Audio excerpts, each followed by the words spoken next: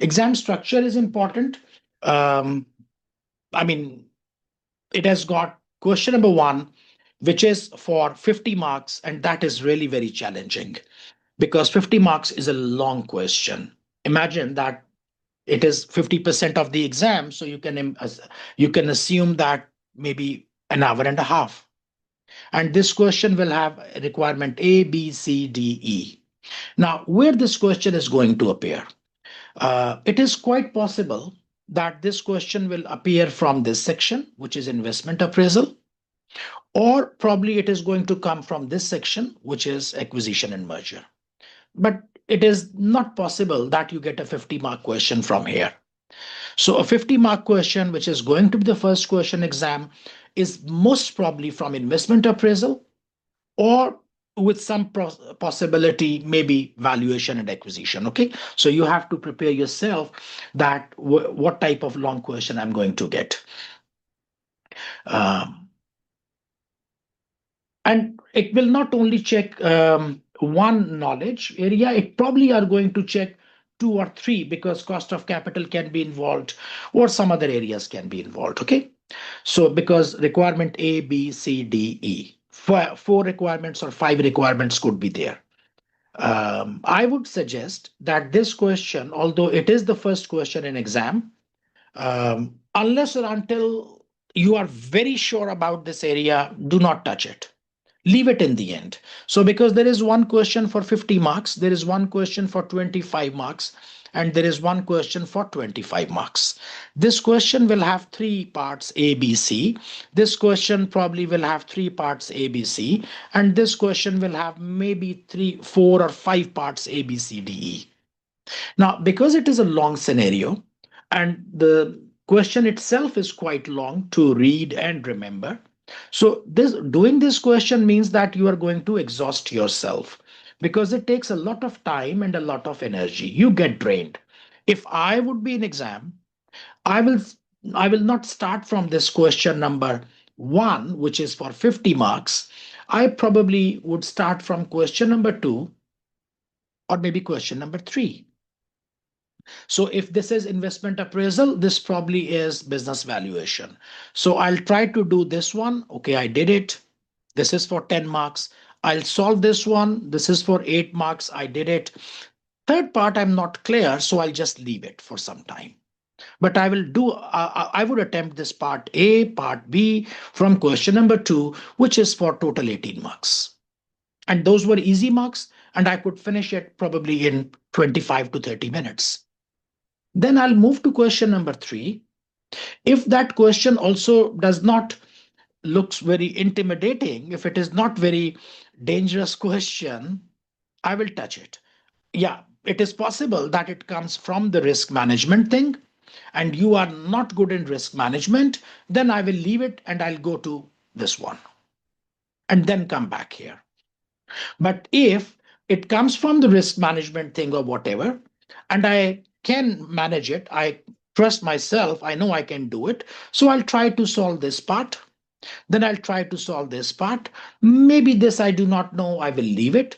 So I will do two parts from here as well. So 18 marks I have attempted again. Then I go back to this thing. Okay, now I've got something like an hour and a half with me, maybe more, whatever. And then I will do it in the end, whatever I can. Okay, so this is my approach. I would not spend, because if I start with question number 1 for 50 marks, allocated time is half of the time, which is 90 minutes. And if I get stuck somewhere, I would realize that I have already spent probably 110 minutes or maybe 120 minutes, which means 2 hours. And I'm still stuck with the question and I'm not able to finish it. And that would actually put me on the back foot. That would actually put me under pressure that I wasted 2 hours and I'm not anywhere. So I don't want you to get panic or to get stressed out in exam that 2 hours are gone and I'm still on question 1 and it's not going.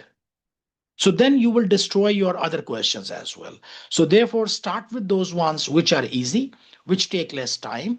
And once you have already done 36 marks of exam and you know that Okay, now I've come quite close. Now I will start this one and see whatever I can pick up. Okay. So section A, 50 mark challenging question. Generally, I suggest students to attempt it either at the second place or the third place. In any case, I would start always with the 25 mark question. And then I move to maybe another 25 mark question and then 50 mark question, or maybe 25 and then 50. And the last 25, which is very difficult, I put it in the end, maybe like this. But first place always has to be a short question. Section 2, like I said, that it has two short questions of 25 marks each. So first one is 50. So you should understand that this 50 mark question has 40 technical marks and 10 professional marks. 10 professional marks are in this one question. Similarly, that 25 question is 25 mark has 20 and 5, and another 25 mark question will have 20 and 5. So 10 professional marks, 5 professional marks, and 5 professional marks makes it total 20 professional marks distributed among 3 questions.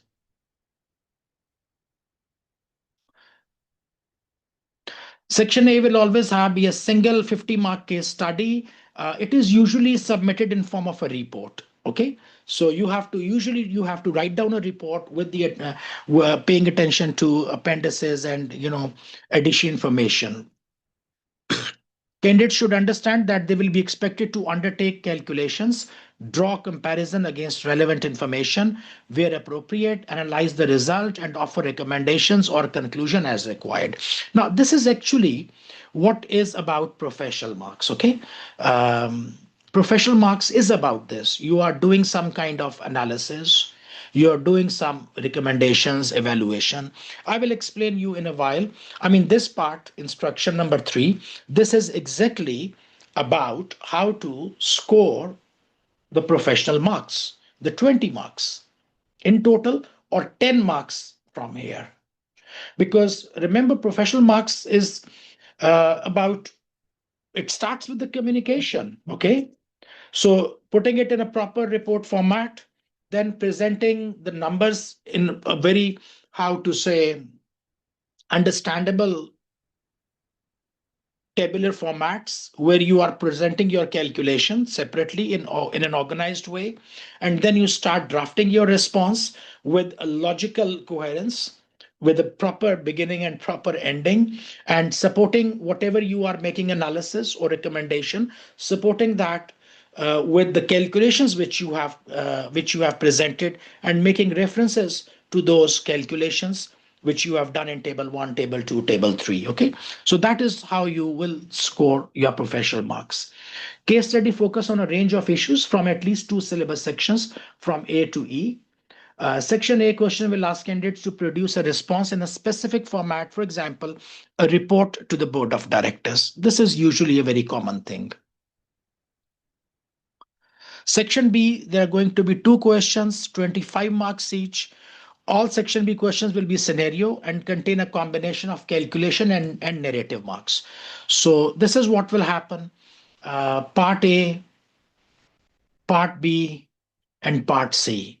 So part A, you do some numbers. Part B, you again do some numbers. And part C is the discussion. Okay. For example, let's for a moment. Part A, he will ask you to calculate NPV, for example. Part B, he will ask you to calculate APV. He will never do it, but I'm just giving you an example that in one part maybe NPV, another part maybe APV, and then you do the discussion between those two.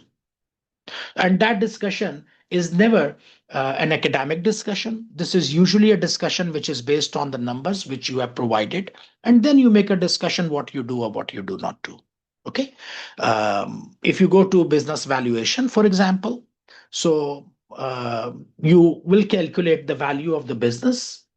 They will ask you to calculate the value of the business. They might ask you the financing thing, and then they ask you to do a discussion from the shareholders' point of view, whether this acquisition or merger is sustainable or not. So it is always like there will not be any wholly narrative question. It will not happen. So the narration or discussion will always be part C. Now, in general, you can imagine that your AFM exam is actually probably 65% of calculations and 35% of theory, something like that. 60-40, 65-35, or something like that. Numbers are actually more important in AFM. Interpretation is also important, but probably 40%. Sometimes people, they just ignore interpretation and they focus more on numbers. That is going to be a mistake. Okay, this is I have explained you.